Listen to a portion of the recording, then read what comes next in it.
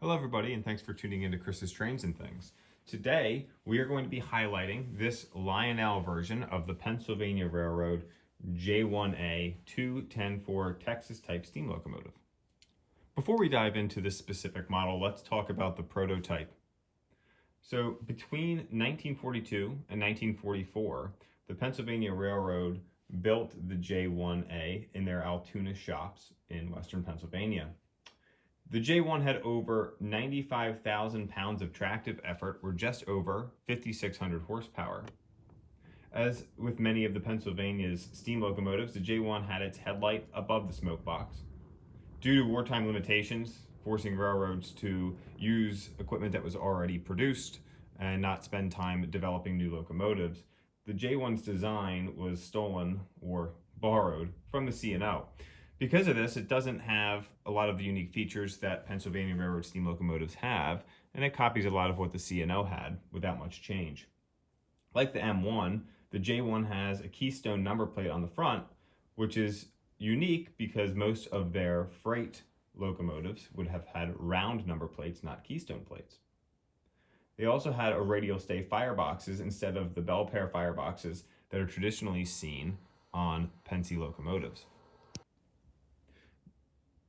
These locomotives became known as the War Babies, and they remained in service until the 1950s when the Pennsylvania Railroad finally converted from steam to diesel power. The railroad scrapped most of these in 1958 with the exception of 25, and unfortunately in 1959 those other 25 were also scrapped. So let's talk about this model.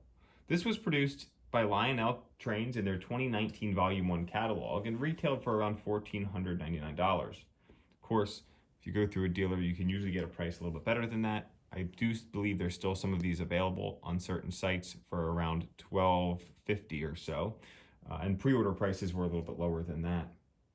One of the unique features of this model was the cylinder steam effect. This effect, which I believe was initially done on the Milwaukee S3 models, emits steam from the cylinders for the first few seconds after the engine has been stationary. This effect was quickly outdone by the reciprocating cylinder steam on the Vision Line GS models from 2020. This model requires 072 curves due to those 10 drive wheels that you can see.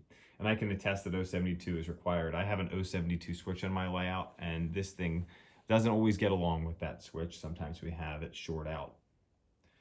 When this engine arrived to me in late 2019 or early 2020, I can't really remember, I was very disappointed by the whistle sound that Lionel used. This was a highlight on many OGR forum posts as well. I believe that it was a Banshee whistle and clearly not prototypical for an engine of this size.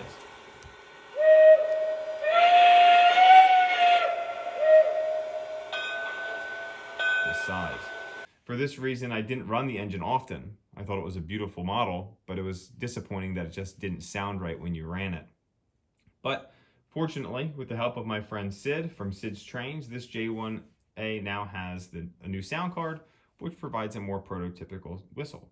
So you'll hear that in just a few minutes.